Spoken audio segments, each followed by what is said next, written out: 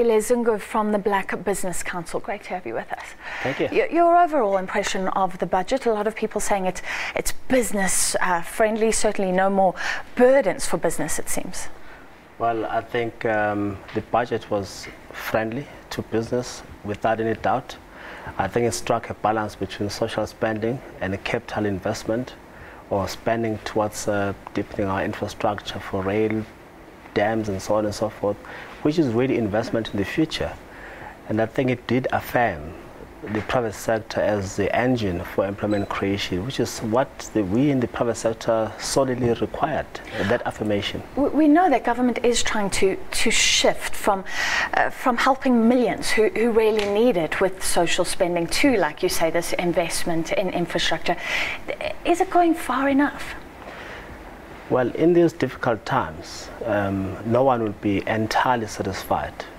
But the fact is that there are many incentives which have been introduced that are aimed at stimulating SMMEs, reducing the tax burden on SMMEs, reducing red tape on SMMEs, which everyone accepts are the engines for sustainable employment creation in the future, as well as economic growth. And I think that's a step in the right direction. He did announce tax cuts, well, no tax on grants to small and medium-sized enterprises, and they're really going to look at taxes in line with what the Davis Commission said. So you welcome that? What it really says is that now big corporates who have a responsibility towards enterprise development will have a greater incentive to support SMMEs. And this is very much in line with also BBBEE codes of good practice. So there's an element of alignment between various arms of state towards the same objective of helping SMEs.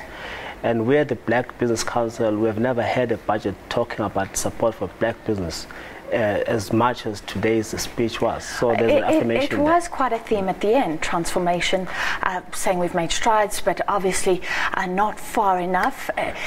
Something important he spoke about was government procurement and supporting black business in that way. But we've been hearing about it for a long time. He still says there needs to be a database of black-owned businesses. Is that lagging, or are you happy with the progress? We're very happy with an allocation of about 6.2 billion rands towards support for SMEs. We're obviously not happy. But that's not only black small businesses. That is true, but that's where the bulk of our members are located. Hawkers, people who own taverns, etc. And that's where employment creation is going to happen. Clearly, we're not satisfied with the focus on database. Why is government focused on creating a database 20 years later? But we think it's a step in the right direction. There's an element of affirmation of black business. And what we also liked is some kind of detail around this chief procurement officer, who will obviously be ensuring that not only are we fighting corruption at a state procurement level, but also state gets value for money from those who provide a service to it. So we want black businesses receiving support, but clean tenders and things like that as well. We've always asserted that black business is not synonymous with corruption. We've always asserted that. And we support any efforts that are aimed at rooting out corruption, because we believe it's not aimed at us in any case.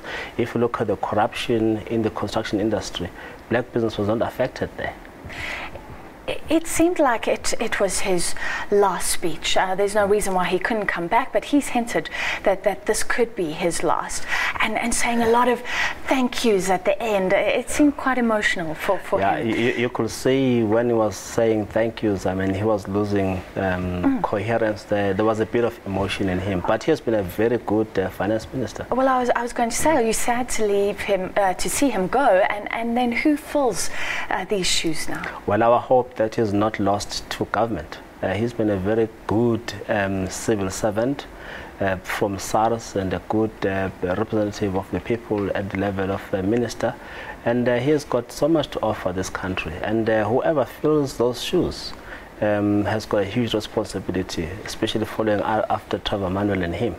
All right, thank you so much for your analysis. Sandile Zungu from the Black Business Council, echoing the sentiments of a lot of opposition parties, a lot of reactors today welcoming the budget. After the break, we'll ask Maya Fisher-French how this budget affects your pocket, and the Finance Minister did speak to us after that budget speech. That interview coming up with Dev.